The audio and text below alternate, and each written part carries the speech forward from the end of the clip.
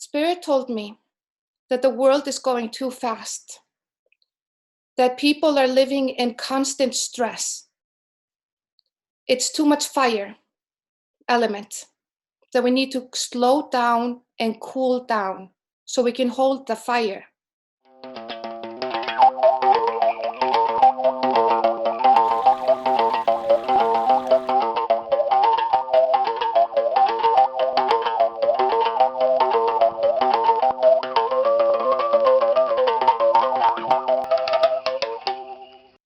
What Spirit suggests that we practice is anchoring Spirit into our bodies through breath.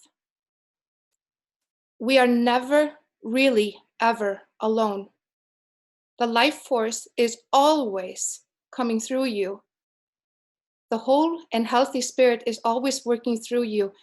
It's a question of raising awareness, and when you become aware, the magic starts happening.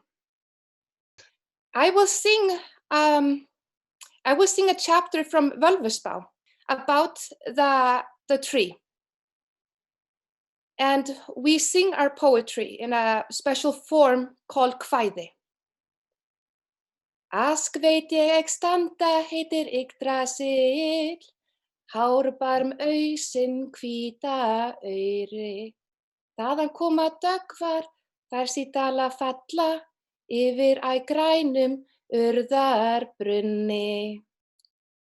It's not very human how humanity has become.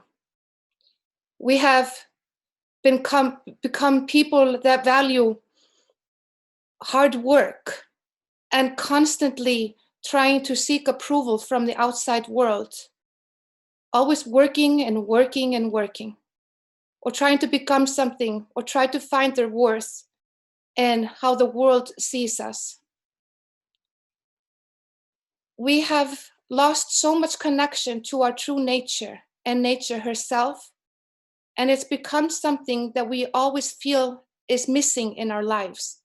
No matter what we try to do, there is always something missing. What is missing is our connection to nature. We became a people that use her instead of working and moving with her. We need to calm down. We need to live from our heart. The earth has a pulse, and the pulse of the earth is the same as our heartbeat. But when we live in constant anxiety and stress, we stop breathing right. We start breathing from our chest, and our hearts move faster. So we always feel this disconnect, and we're losing a lot of grounding. We need to live in our hearts. That's where we live, no matter where you are. And then there's become this misunderstanding.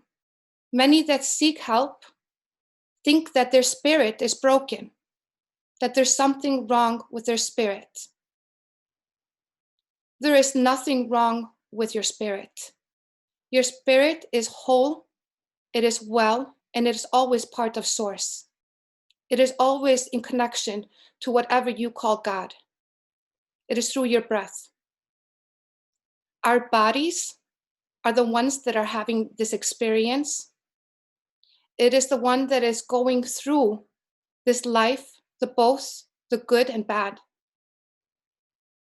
The body will process and work through things on its own time. We often try to find quick solutions to it, but it only does like a quick fix, but it's never going to heal this lack of relationship between your spirit and your body and earth.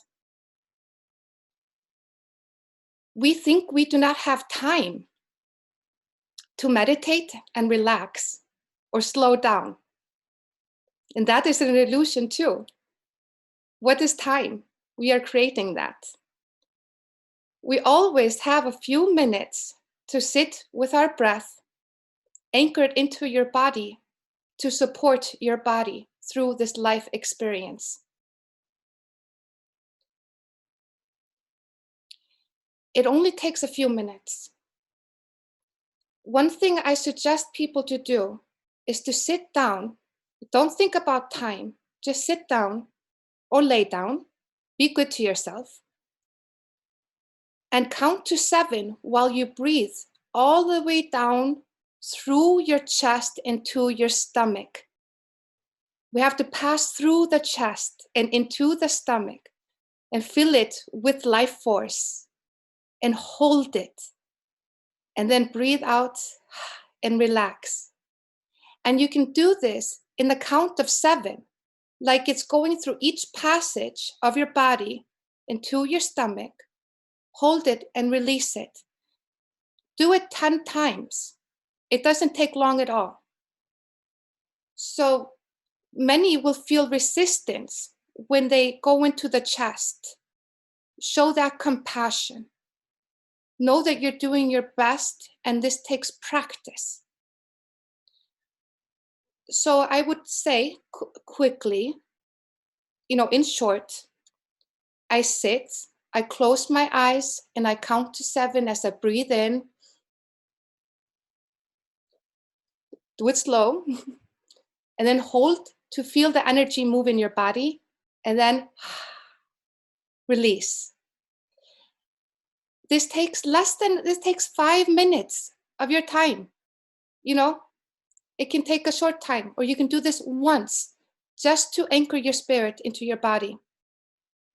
The more that you practice anchoring spirit into the body with conscious breathing, this will affect the vibrations around you, because many vibrations are vibrating stressful breathing.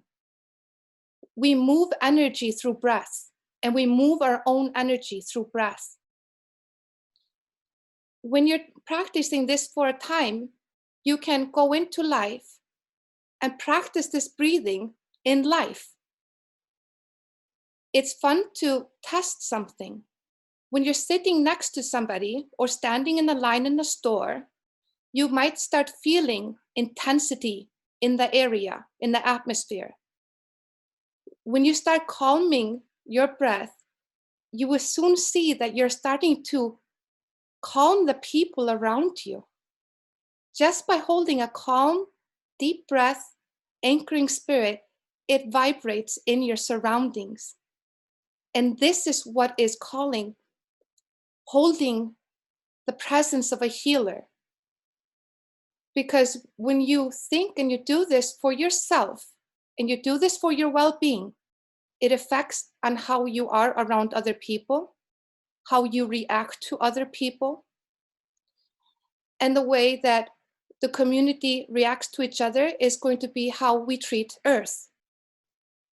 We have to start with ourselves, and let's start breathing into our body. So that is lesson 1, breath. I would like to encourage people to try the next step. When you're already calmed your breath and you're feeling relaxed, I would also mention one thing. When we are practicing this with our eyes closed, it's often a reaction that we start sensing a light, a beautiful sunlight that is pure, loving light that starts breathing with us. And this comes with practice. You start receiving from this nourishing light into our body. I just wanted to mention that because it happens and it's a beautiful thing. When you are in this relaxed state of being, it might be a good time to check your energy field that some people call the aura. We call it energy field.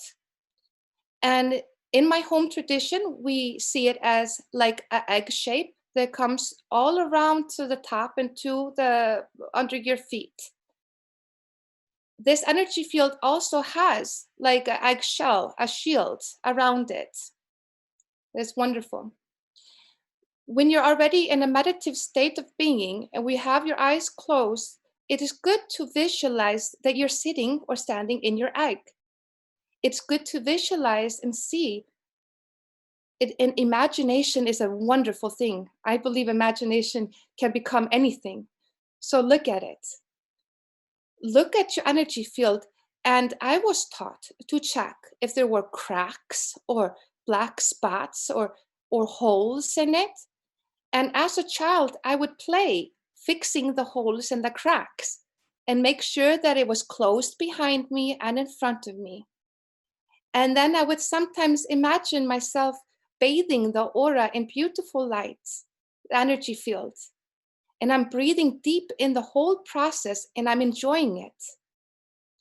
If I see something that represents anxiety or fear or attack or anything, I approach it with compassion. I do not tell it to go away or that it's bad. I ask it, what do you need? Do you maybe need a little more light there? I'm there for you. I'm there for the anxiety. I'm for that. So this is a good way to check your energetic field and play with it and use your imagination. When you feel that your energy field is beautiful and it's closed and it's held, then you slowly come back and you often feel that you are present with yourself. And you are also taking responsibility of your own energy and what you're putting out in the world by taking care of your breath, your body, and your energetic field. So you can be a good vibration in the world. This is so good for your well-being.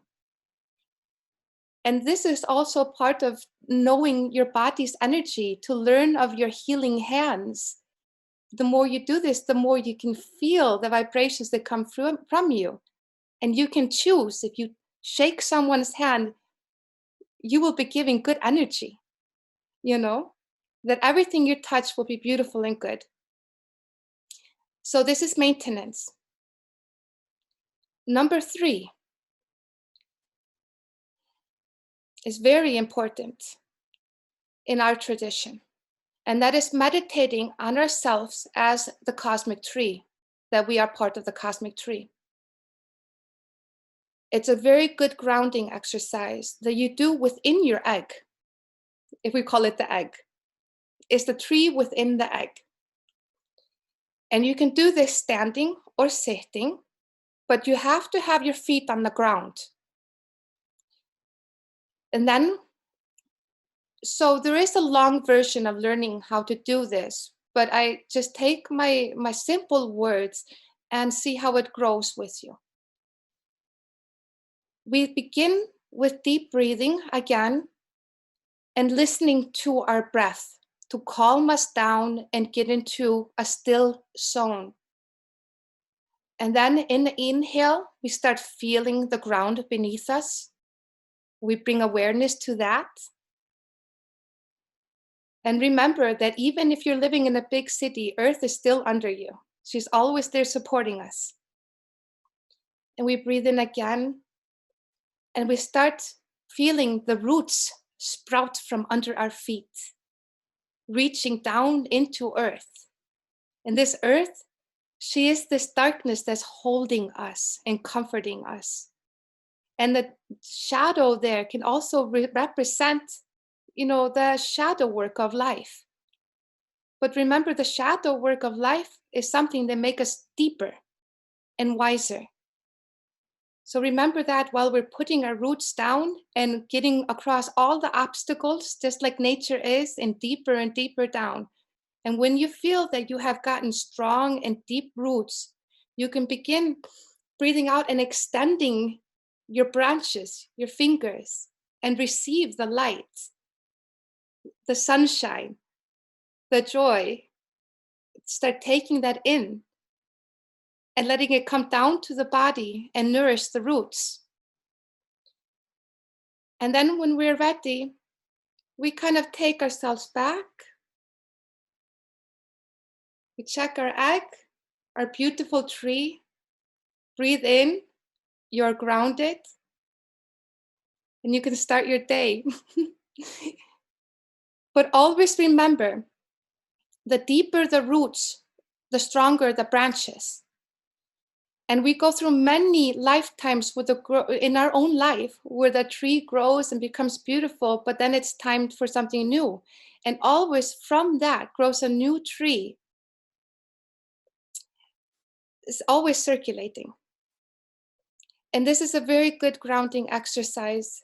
When I'm walking in life and I start feeling ungrounded in any way, I shoot my roots down. I might just do like a and touch the sky, anchor my breath, hold in my aura, in my energy field, and I'm holding presence again. And this becomes quite of a fast process in daily life. And it's also good to do it slow for good maintenance, you know. And one more is a blessing. I do every day. I use smoke from the cedar tree. I really love the cedar tree in Iceland. I think it's called cedar. And I light it on fire and I bless my hands. And I say, may everything I touch today be good and beautiful. And then I put smoke in my hands and put it on my face and mouth. And I say, may everything that I say today be of good, truth, and beautiful. And then I will bless my feet. And I say, may I always walk in beauty. I do this every morning. And I believe it's my responsibility to do that, to remind myself that I always touch, speak, and walk in beauty. It becomes a value I carry throughout my whole day. These now 4 points is what I was raised with. It is strong value in our life, and it's part of just well-being, like eating food, drinking water. Is so I can walk into the world as a good presence. And it makes life experience better, easier, you know, because we go through the difficult times. And that is something that we sometimes need to do. But we can create a learning experience through it. We can create medicine with our own healing. And it's important that humans know that we have this natural ability to heal ourselves, be a healing presence with humanity, and grow a deeper relationship with our Mother Earth, and treat her kindly and restore harmony again. And that is my highest goal, is to restore harmony. You know, when we are not feeling well as a person, we sometimes blame the world around us and we judge more other people. You know, we end up judging so much, the good and the bad. And it's often lacking in the compassion, even for the ones that do harm. The ones that do harm need more love than anybody else, but with strong boundaries. If anybody is toxic or abusive to you, the soul contract is over. The most healing thing you can do is walk away and go into the process of restoring your well-being with strong boundaries, which is also part of taking care of your energy field. And that is healing for both individuals. The other individual often needs the boundaries and to learn them, because the other person is usually acting out of pain themselves. Somebody taught that person that it should be a normal reaction to be mean in a way. It's a misunderstanding, I think. And as a healer, when someone comes to me, I have strong boundaries there too. I have the boundaries and the responsibility that if I'm not well that day, I should take care of myself, and then I can receive a client again. because I am also a human. And I'm still going through my experiences that I need to respect. But often I will have difficult clients, clients that have done much harm, but I'm not there to judge it. When I'm in that presence, I am talking to the spirit world around that person. And it could be healing that is so old and is so painful to begin the process of healing of, especially for those that do harm. They go through shame often. And they sometimes do worse because they feel like there's no way to heal all the harm they have done. It is not my job to judge that. If spirit is willing to work through me to help, I will do so. That is the service and agreement I have with spirit. And I never judge what the other person needs. I always ask. So it's not about telling spirit what to do for the other person. We are just supporting what needs to be done, and that is according to spirit. And spirit will always know better than my humanity. So to be a good mediator, I have to take my ego and judgments out of the picture. And this is part of maintaining myself. And as a vulva also, we are very sensitive about getting too much information and input in us that might distract us from the clear message the spirit is trying to mediate. So it's very important because many people go out in the world and want to be healers, but they are forcing and controlling something. It is a very fluid and compassionate energy that actually is. And you always need consent to do so.